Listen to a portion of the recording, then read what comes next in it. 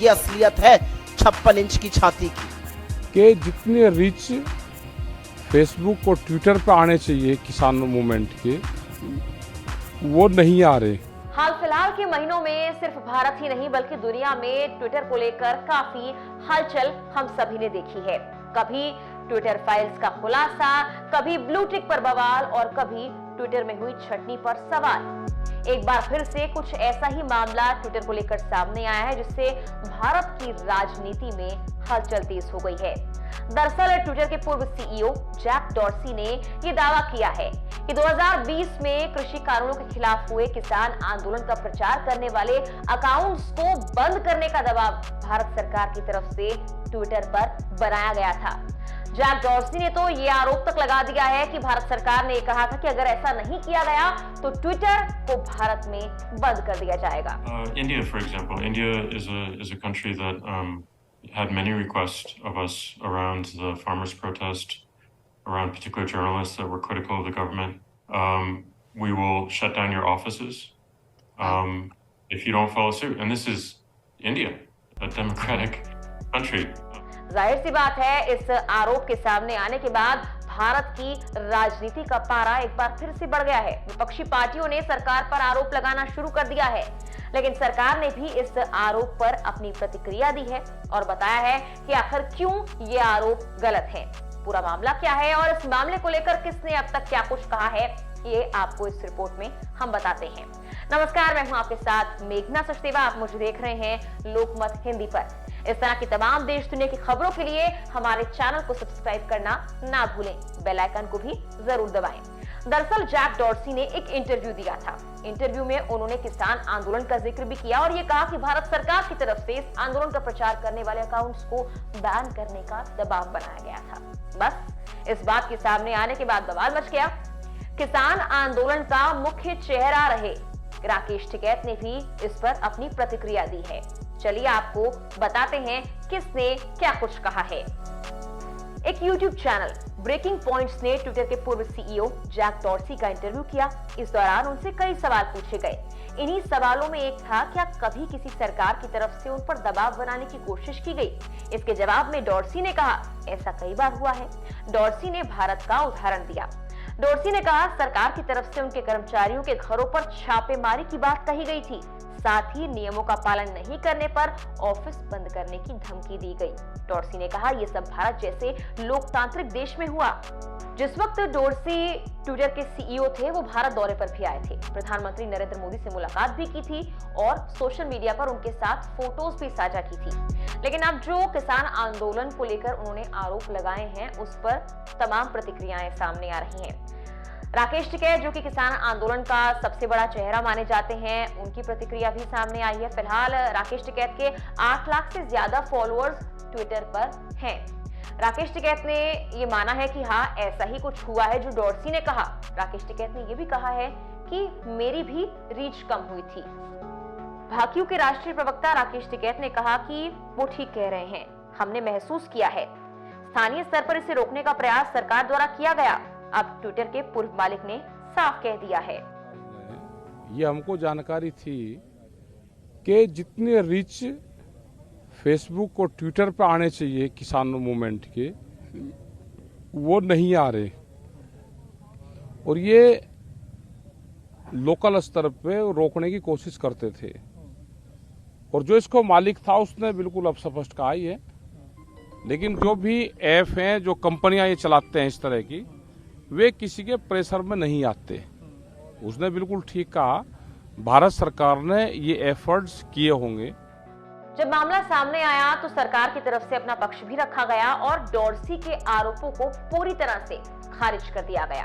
केंद्रीय इलेक्ट्रॉनिक्स और प्रौद्योगिकी राज्य मंत्री राजीव चंद्रशेखर ने इन आरोपों को पूरी तरह से गलत बताते हुए कहा, कोई भी जेल नहीं गया और ना ही ट्विटर बंद हुआ है। उन्होंने आगे ट्वीट किया कि ट्विटर और डॉर्सी, उनकी टीम बार बार भारत के कानून का उल्लंघन कर रही थी। वास्तव में वो 2020 से 2022 तक बार बार कानून का पालन नहीं कर रहे थे।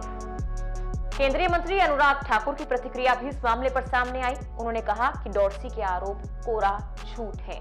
वर्षों की नींद के बाद जागे जैक डॉर्सी अपने काले कारनामों पर पर्दा डालना चाहते हैं। मुझे सिर्फ इतना कहना है कि विदेशी ताकतें हों या उनके यहाँ पर बैठे कुछ एजेंट्स हों या साथी हों, ये जितना भी प्रयास कर लें इस देश को अस्थिर नहीं कर पाएंगे।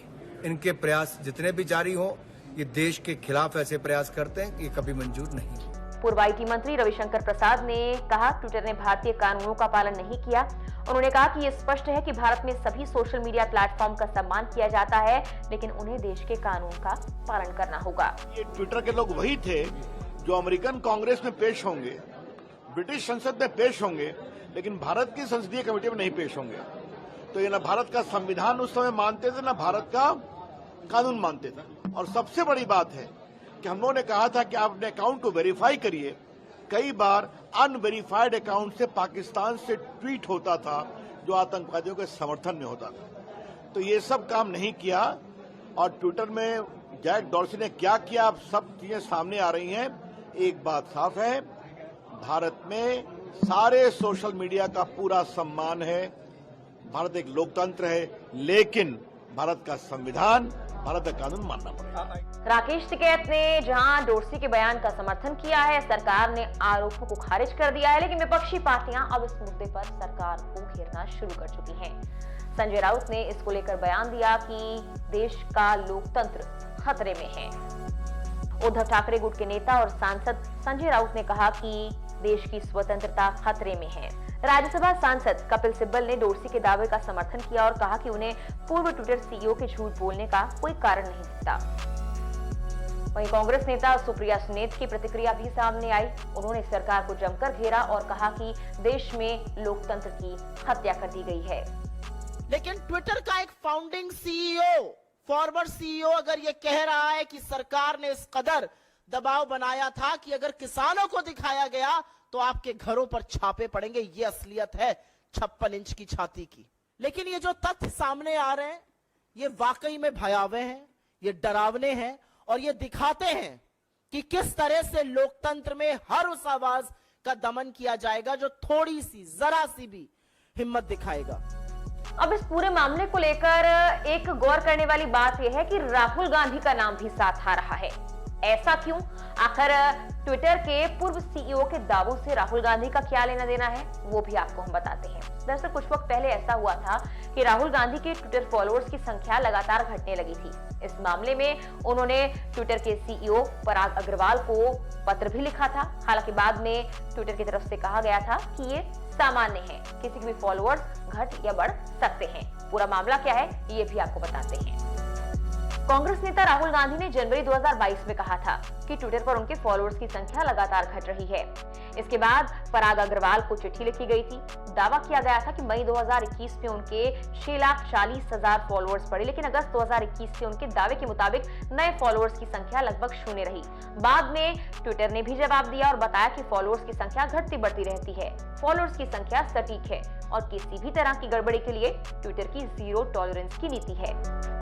ये तो पुराना मामला है, लेकिन इसी मामले को जोड़ते हुए जहां कांग्रेस ने सरकार पर निशाना साधा, तो संबित पात्रा ने एक तस्वीर शेयर की। इस तस्वीर में राहुल गांधी के हाथ में कुछ तारे दिखाई गई हैं और ऐसा प्रतीत हो रहा है कि उन तारों के साथ राहुल गांधी जैक डॉर्सी को चला रहे हैं। जैक डॉर्सी को उसमें कठपुतली के तौर पर दिखाया गया है। संबित पात्रा ने ये तस्वीर शेयर की तो हंगामा मच गया। इस पर आगे क्या कुछ कहा गया है संबित पात्रा की तरफ से, वो भी आपको बताते हैं। संबित पात्रा ने ट्विटर पर कार्टून पोस्ट किया और राहुल गांधी ये कठपुतली चलाने वाले के तौर पर दिखाए गए। संबित पात्रा ने कार्टून पोस्ट करने के साथ लिखा कि अनुमान लगाने की कोई जरूरत नहीं, हम सभी जानते हैं कि डोर कौन खींच रहा है। पात्रा के इस ट्वीट शेयर करने के बाद शिवसेना यूबीटी की सांसद प्रियंका चतुर्वेदी की प्रतिक्रिया सामने आई और उन्होंने क्या कुछ इस ट्वीट के जवाब में लिखा है वो आप देखिए। प्रियंका चतुर्वेदी ने ट्वीट करते हुए लिखा, वो सांसद नहीं है, वो मंत्री नहीं है, वो प्रधानमंत्री नहीं है, ना विपक्षी पार्टी के अध्यक्ष हैं, एक नागरिक हैं और उस ट्वीट के हिसाब से वो फिर भी डोर खींच रहे हैं। क्या ये पीएम और सरकार की विफलता नहीं है? तो ये है जैक डोर्सी के बयान के बाद छिड़ा भारत की राजनीति में संग्राम। अब देखते हैं इस मामले पर और किसकी क्या क्या प्रतिक्रिया आती है। फिलहाल के लिए इस वीडियो में इतना ही।